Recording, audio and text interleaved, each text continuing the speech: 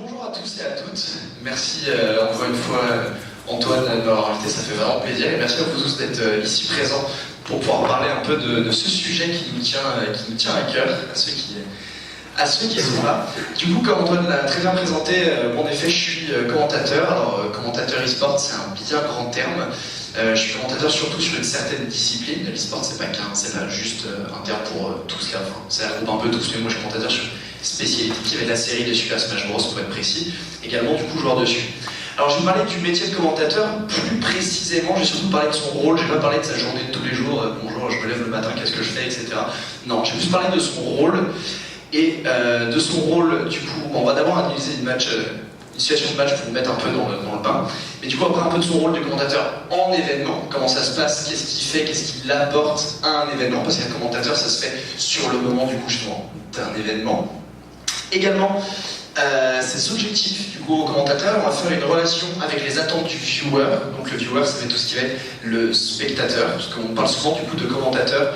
Là, je suis là en face de vous, en train de parler un peu sur scène, d'accord, c'est chouette. Il y a parfois des animations ou des commentateurs qui vont se faire sur scène face à un public. On va voir un peu après que généralement, les commentateurs, c'est plus par rapport à de la diffusion en fait. Donc on va parler de stream et ce genre de choses. Je ne vais pas vraiment rentrer dans les détails, mais genre dans l'idée, par exemple, vous allez à un stade de foot pour écouter des commentateurs, vous n'allez pas les entendre, ça va être chez vous via TF1 que vous allez les entendre et vous faire suivre.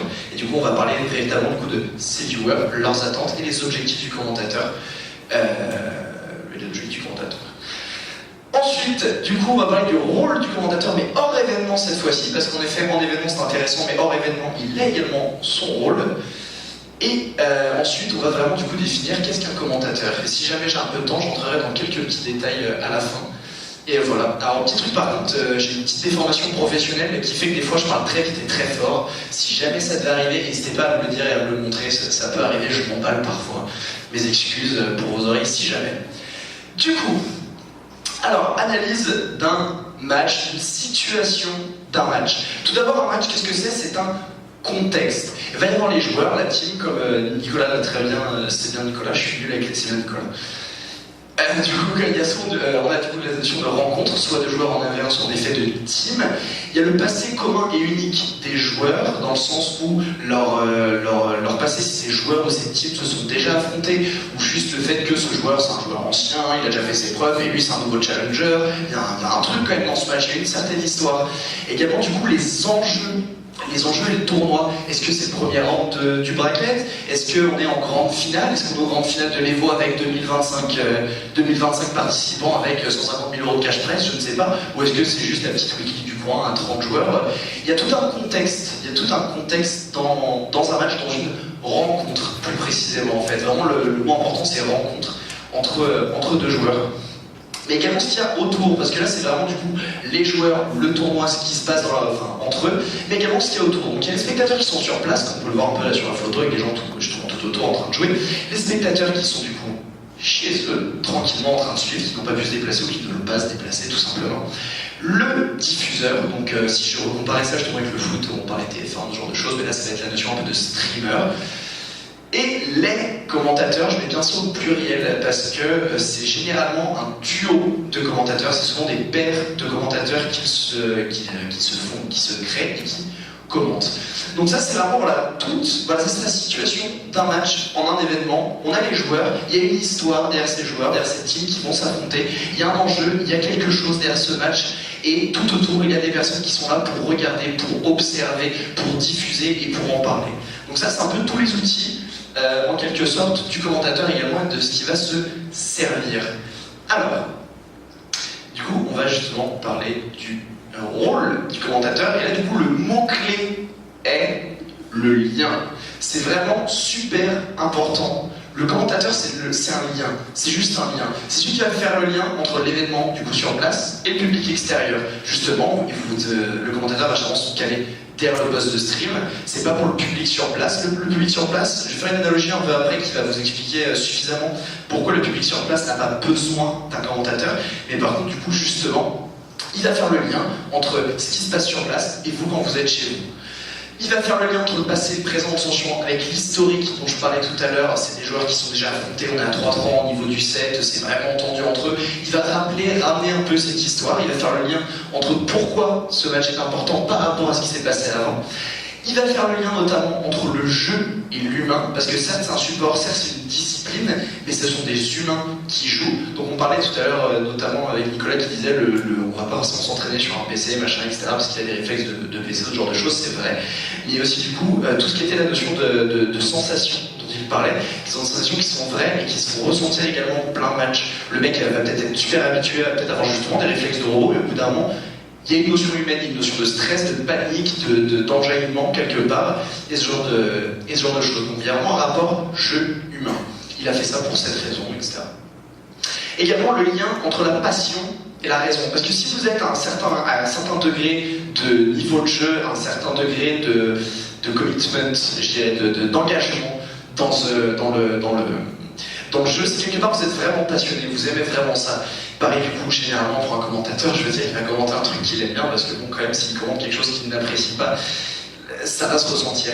Mais du coup, encore une fois, un jeu, ça reste quand même très mathématique. Encore une fois, deux humains qui s'affrontent, il y a un vrai affrontement, une vraie relation qui se crée, et il y a des vraies raisons de se battre. Et je pense du coup, le commentateur, celui qui va faire cette espèce de lien entre la passion, ces émotions, pour essayer de le définir en mots, pour essayer du coup de faire le lien avec la raison. Ensuite, du coup, un rôle d'un commentateur, c'est également du coup de partager de fait son savoir, sa spécialisation, ce qu'il connaît sur le jeu, sa passion de fait justement, de pourquoi il aime ce jeu, comment ça fonctionne, et également du coup les émotions. Un événement, c'est des émotions. Les joueurs ressentent les émotions, c'est vrai, c'est très vrai, mais allez pas me dire que vous n'avez jamais vu un stade de foot se lever lorsque son équipe marque un but. Impossible. L'émotion, elle est vraiment globale, elle se ressent aussi du coup de fait dans le rôle du commentateur qui a aussi son but de le partager. Du coup, c'est son rôle un peu en événement. Alors du coup, on va parler justement maintenant de la relation objectif-commentateur, attente du viewer. Mais alors du coup, j'ai justement commencé par cette petite analogie pour vous faire un peu comprendre ce dont je parlais tout à l'heure pour la notion du public extérieur. On va parler d'un feu de forêt, tout simplement un feu de forêt, ok ? Vous avez une espèce de feu qui va se déclarer quelque part, une espèce de braise, étincelle, n'importe, on s'en fout, il y a eu un feu. Prenez ça comme le match. C'est le match qui est en train de se passer, c'est les deux joueurs, ceux qui provoquent ces flammes, ceux qui provoquent cette petite étincelle qui est en train de se taper, etc. Forcément, tout ce qui va être autour de ce feu, toute la forêt qui va être autour, va se faire brûler, je veux dire, elle va se faire amener dans ces flammes, dans cette espèce de force. Donc ça, c'est tout le public qui va être autour, qui va être présent, qui voit ces flammes, qui en plus de ça, du coup, va se faire atteindre, mais par le fait qu'ils sont tout autour, ils vont tous se faire atteindre, pour encore plus agrandir justement cette espèce de flamme, cette espèce de force d'énergie qui va sortir. Mais par contre, les forêts qui sont à quelques hectares au loin, qui sont protégées, elles sont pas brûlées, elles sont pas atteintes par ce qui est en train de se passer au loin. Par contre, si jamais il y a un vent qui souffle, qui va amener ces braises, qui va amener un peu, ne serait-ce que quelques étincelles, elles peuvent amener et faire brûler ces forêts un peu plus loin, qui du coup, de elles également, peuvent contaminer encore un peu plus loin. Pour moi, le commentateur, c'est un peu cette espèce de vent, cette espèce de force, ce souffle, qui va justement prendre cette énergie pure qui est ce match, qui est cette passion qui est en train de se dérouler, et qui va l'amener et le pousser le plus loin possible. Car des personnes, du coup, qui ne sont pas forcément atteintes, proches de ces flammes. Alors, du coup, on va avoir d'un côté les attentes du joueur et de l'autre côté les objectifs du commentateur. Donc, tout d'abord, il y a certains viewers qui sont là pour la découverte. Ils viennent sur un stream, ils veulent découvrir. Tiens, c'est quoi ce jeu? Je savais pas, je vais vers chez moi, je clique, je change de chaîne. Tiens, qu'est-ce que c'est? Du coup, le commentateur, il va être là pour devoir expliquer les choses, simplifier, vulgariser. Si je commence à vous parler de Webdash et Cancel, vous n'allez rien comprendre. Mais si j'essaie de vous parler de déplacement bien précis pour pouvoir éviter certaines attaques, vous allez peut-être comprendre un peu plus dans ce sens-là. Également, la notion de répéter. C'est pas que pour la notion de découverte, quand je parle d'ailleurs du côté attendu, mais juste répéter parce que Rémi a très bien fait c'était un très bon exemple tout à l'heure qui était j'arrive, je regarde le match de tennis, pépère, ok, c'est cool, c'en est là, ok, je pars, je reviens 3 heures après, ok, d'accord, c'en est là. Il va pas être assidu comme spectateur, il va juste là de manière un peu sporadique. Du coup, le problème, c'est que si jamais le commentateur donne une information à un moment où le viewer est absent, mais il n'aura jamais cette information. Mais si cette information est importante, il ne faut vraiment pas hésiter à la répéter. Du coup, il peut y avoir une notion de découverte. Il y a une notion également d'apprentissage, donc là il ne faut pas hésiter justement à être patient, à détailler, à expliquer. Je reprends un peu, je vais pas reprendre l'exemple du wave dash encore une fois, hein, mais genre l'idée c'est un peu ça, c'est vraiment il se passe des choses, moi j'aime ce jeu, je veux apprendre à y jouer, ou je veux apprendre à le comprendre, mais il n'y a pas de souci, on va t'apprendre justement comment ça va se passer par le biais du coup justement de la parole et d'exemples concrets dans plein match. Il y a la notion également du divertissement. On ne veut pas forcément se caler derrière un match pour se prendre la tête, pour justement avoir la tête comme ça, plein d'informations, parce qu'il a fait des trucs de ouf le mec, et que le mec il a tout détaillé pendant 3 heures, vraiment tranquille. C'est aussi du divertissement. C'est pour ça que le commentateur il est là justement pour rythmer, pour amener de l'énergie, faire partager un peu tout. Voilà, juste donner de l'énergie. Et si on a de l'humour, ce qui peut être utile, tout le monde n'en a pas malheureusement. Ça peut également aider au divertissement. Également du coup, tout ce qui est interrogation-compréhension, ça vient un peu avec l'apprentissage, mais c'est plus, encore une fois, pour une notion de contexte que j'utilise ces deux mots-là. C'est pour ça justement qu'on a du côté commentateur la notion de traduction. C'est encore une fois le rapport jeu humain, ici par exemple, dont on parlait tout à l'heure, qui était, il se passe quelque chose que tout le monde ne comprend pas forcément, je fais la traduction de ce qui se passe dans le jeu pour la personne qui est en train de se passer. Je fais la traduction de ce qui se passe dans la tête des joueurs, je fais la traduction de cette énergie, je la mets en mots pour que la personne puisse la comprendre, répondre à des interrogations ou même juste amener une certaine compréhension. Par exemple, ça m'est arrivé une fois où je regardais notamment un match de tennis, où je passais juste au pif, je crois que c'est mon père qui regardait ça tranquillement, et je me calais derrière lui pour voir, bon bah tiens, qu'est-ce que c'est, je connais rien, zéro au tennis. Et au bout d'un moment, j'entends un commentateur justement qui commence à poser le contexte. Et là, je dis ah ouais, c'est chaud quand même en fait. Hein. Là, c'est genre final, machin, etc. Les mecs se sont rencontrés plusieurs fois, c'est assez tendu entre eux, elles ont une situation tendue. Ah ouais, d'accord, j'avais pas toutes ces informations, je les comprenais pas forcément. Mais le fait qu'ils posent justement, qu'ils traduisent et qu'ils comptent cette histoire en cours, tout de suite, ça engage le viewer à se mettre un peu plus dedans. Du coup aussi, insister un peu sur la notion de compter l'histoire en cours. On parlait du passé beaucoup, mais c'est surtout le moment présent qui est important. On va en parler un peu plus justement, le fait que le commentateur fait un peu l'histoire justement, il crée un moment en comptant justement l'histoire qui est en train de se passer. Je peux vous raconter Cendrillon avec une voix complètement monotone, je peux vous le raconter avec une voix de fou lorsqu'il se passe des choses incroyables, c'est pas la même chose. C'est pas la même chose. Justement aussi, du coup, au niveau de l'attente des viewers, c'est vivre cet événement. On parlait justement du coup de partage, de socialisation, de ce genre de choses. C'est la même chose dans la notion de public, de spectateur et de vivre un événement. On veut partager avec quelqu'un cet événement. Donc il va y avoir des personnes qui vont aller à l'événement, qui vont partager avec les personnes sur place. Il y a des personnes, elles vont aller au meltdown, ou elles vont inviter leurs potes chez elles pour pouvoir justement profiter de l'événement ensemble et d'en parler. Et eux-mêmes vont commenter leur match, parce que de toute façon, le commentateur, justement, il est là pour faire en sorte que le viewer également ne soit pas seul. Généralement, quand vous êtes ensemble en train de regarder des streams, enfin une compétition ou quoi, si vous êtes à plusieurs, vous n'allez pas forcément être concentré sur les commentaires, parce que de toute façon, vous allez commenter entre vous, vous allez en discuter, vous allez commenter entre vous, tranquillement. Pour le mec qui est tout seul chez lui, il se tape juste sa vidéo, il a juste les sons du jeu, au bout d'un moment, c'est triste, c'est triste. Mais si on lui fait vivre justement cette énergie de ce moment incroyable qu'on est tous en train de vivre, le viewer, il n'est pas seul à s'enjailler derrière son écran. Il n'est pas seul à apprécier, il le sait, il le sent. Et un truc qui est très important, c'est que sans public, le commentateur, il ne sert à rien. Du coup, c'est pour ça également que les objectifs du commentateur et les attentes du viewer sont très très très liés. Ça sert à rien de prendre le micro et de parler si personne n'écoute, si personne ne suit, si juste tout le monde s'en fout. Concrètement. Du coup, sans public, le commentateur, il est inutile. Donc c'est également la raison pour laquelle les objectifs du commentateur et les attentes du viewer sont très très très liés.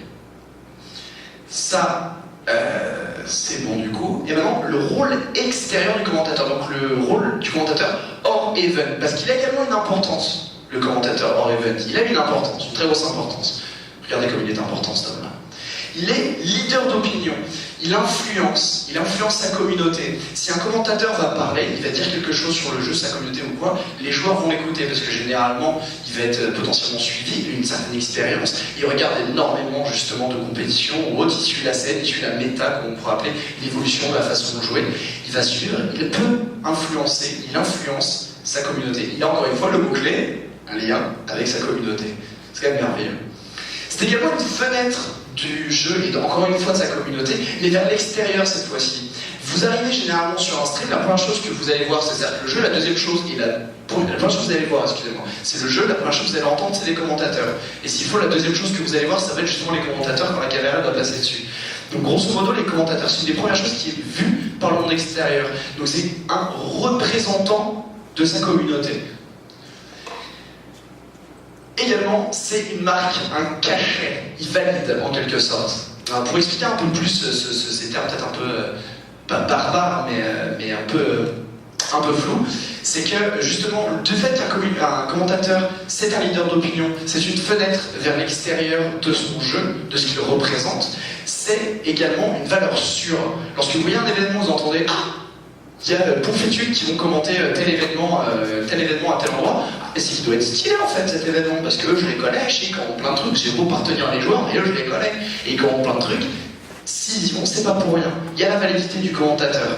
Donc le commentateur, c'est aussi ça. C'est aussi ce petit cachet. C'est encore une fois ce lien avec les différents acteurs, justement. Je fais le lien. Il y a ce tournoi qui est là-bas, qui est en train de se faire avec tout un tas de joueurs. J'y vais. Les personnes qui ont suivi le tournoi où j'étais avant vont peut-être me suivre, regarder avec moi ce nouveau tournoi. Je vais aller à un autre. Ils vont encore me suivre. Et ça va être pareil, potentiellement avec les joueurs et avec tous les différents acteurs. Donc c'est encore une fois le lien avec les différents acteurs du coup. Donc en conclusion, qu'est-ce qu'un commentateur? Alors ça va être une voix, donc on va pas juste comment on appelle ça, résumer ce qu'on vient de voir à l'instant. Du coup c'est une voix pour sa communauté, pour les viewers, c'est le traducteur, le conteur, c'est ce que je vous racontais du coup, c'est qu'il est là pour toute sa communauté, la communauté a besoin de parler, elle peut passer par le commentateur, ma communauté je les entends, elle dit ça, tous les joueurs que je connais qui sont derrière et que je les vois réagir sur un truc, c'est pas pour rien, et je vais ouvrir ma bouche, moi aussi je vais donner mon avis, et je suis une voix pour ma communauté qui me suit. Les viewers qui sont en train justement de venir et de regarder le tournoi, mais je suis la voix pour eux. Le traducteur également, du coup, encore une fois, pour tous ceux qui veulent comprendre des choses, tous ceux qui veulent vivre un moment, vivre l'histoire d'un tournoi, par exemple une histoire d'Adrimac ou l'histoire de la Gamer Assembly, ils vont suivre du coup justement, ils vont suivre la voix du commentateur et entendre du coup justement ce conteur qui va vous raconter l'histoire qu'il est en train de vivre, en train d'observer. Et du coup, je pense à un créateur, mes excuses de moment, j'aurais voulu vous passer une différence de clip, genre en mode on fait ça sans son, avec son, pour vous montrer l'importance de ce que peut donner un commentateur à justement un moment particulier. Parce qu'encore une fois, je sais pas, des fois, quand vous commentez, vous êtes à deux, vous tapez, elle discute, ça arrive à un moment, je sais pas, vous allez par exemple, je suis très jeu de combat, donc je suis désolé, je fais des exemples de jeux de combat. Par exemple, il y a une Chun-Li, un Ryu en train de se battre.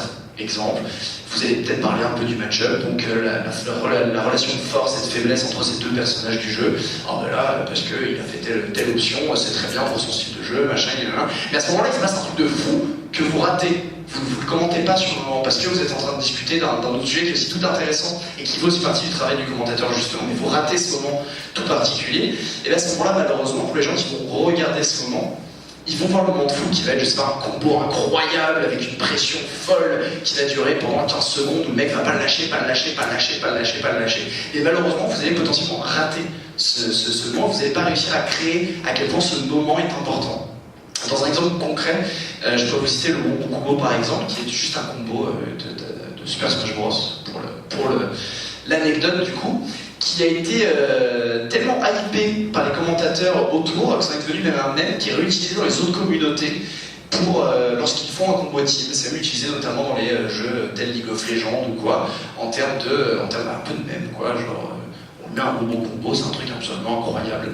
Mais dans l'idée voilà, si les commentateurs n'avaient pas réagi de la manière dont ils avaient réagi, certes le combo aurait été tout autant incroyable, la performance des joueurs n'aurait pas changé. Mais il n'y aurait pas eu autant de forêts, autant d'hectares de loin qui auraient été atteintes si le souffle premier des commentateurs n'avait pas été aussi gros.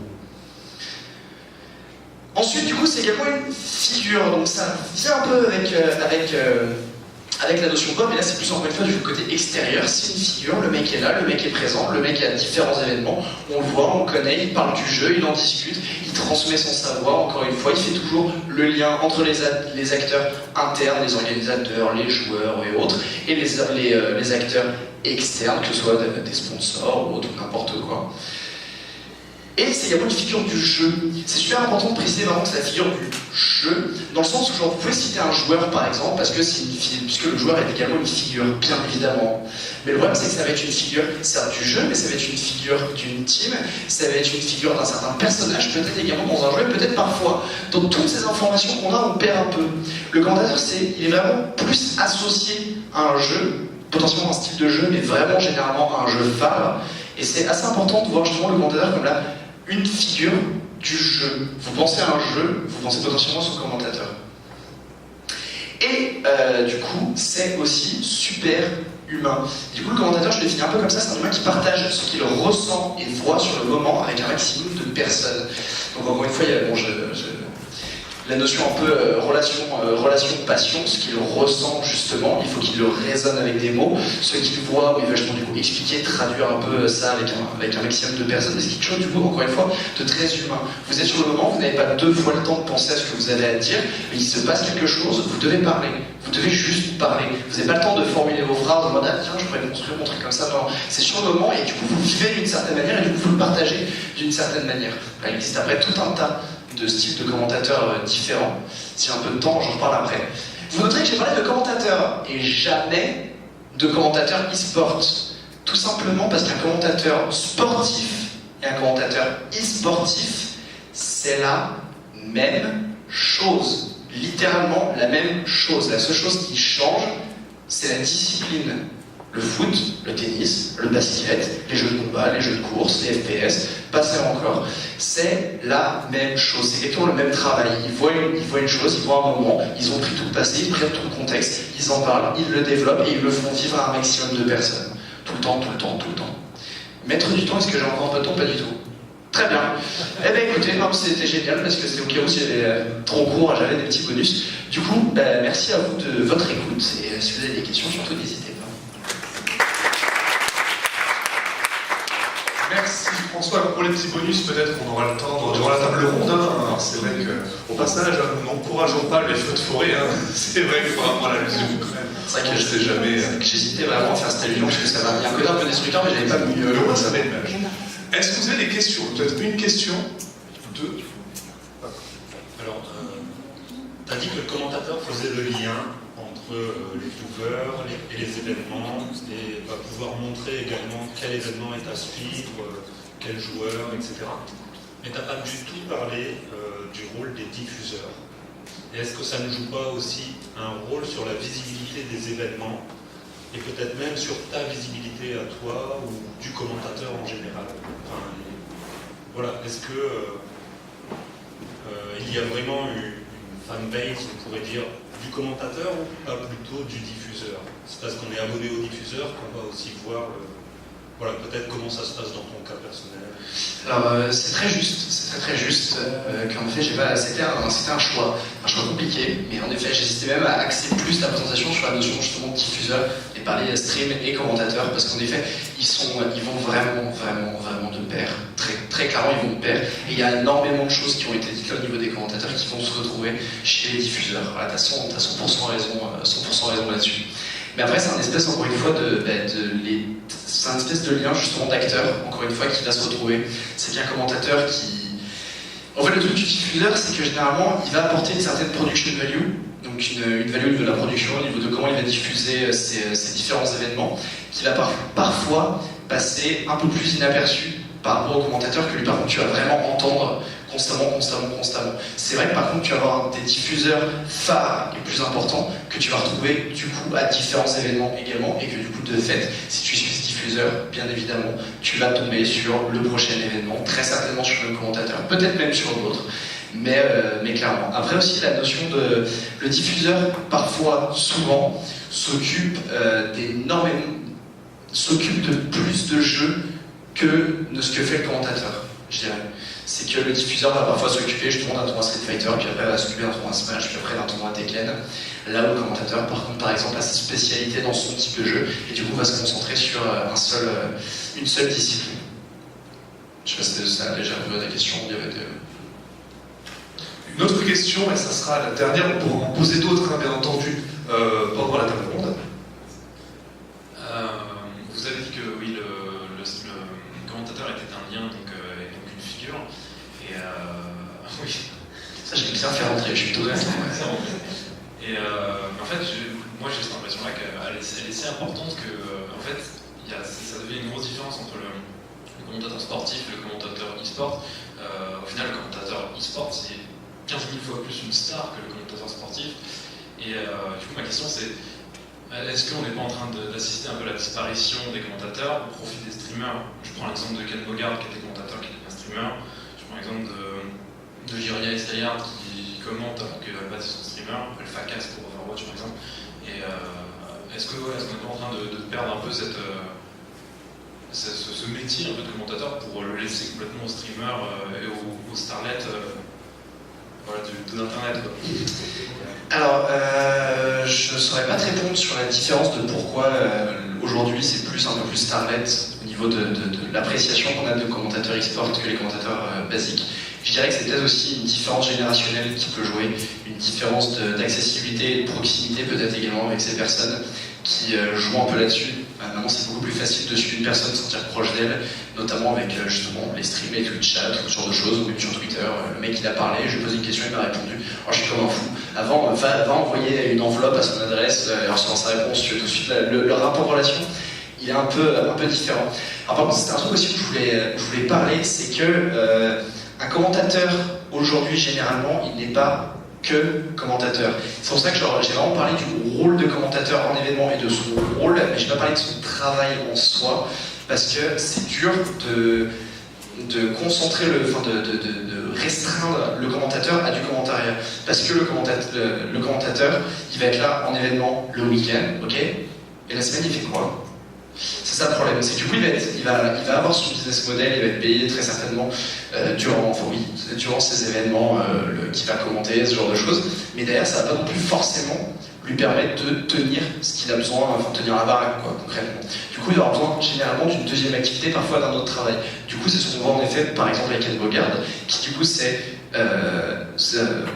a switché également du côté un peu streamer, tout en commentant tout le temps, c'est lui qui a fait le comité, il a toujours été au top, mais du coup qui passait également de la notion streamer.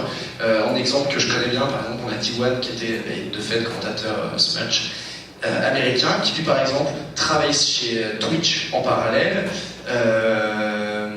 T'as toujours cette espèce de dualité de certes je fais du commentaire, mais en plus je fais autre chose. Et de fait forcément, à l'inverse, si tu vois des streamers et tu vois qu'ils parlent bien, qu'ils ont une bonne élocution, qui connaissent leur jeu, qui connaissent leur sujet, qui en plus ont une grosse fanbase, je les prends, je les mets derrière le micro, je sais que je vais avoir Mathieu. On parlait un peu du lien tout à l'heure diffuseur, justement les diffuseurs aussi et les organisateurs, ils sont vachement intéressés d'avoir une star comme ça parce que justement ça fait le lien, le commentateur et la figure, ça fait le lien entre tout. Si je peux ramener lui, je peux ramener mes viewers, je peux ramener des gens qui vont savoir que mon événement il va exister et je peux leur faire en sorte que ça va perdurer parce qu'après je peux aller voir d'autres acteurs et leur dire regardez comment j'ai des viewers, machin, parce qu'on a mis un mec très connu de base pour les commenter. Merci.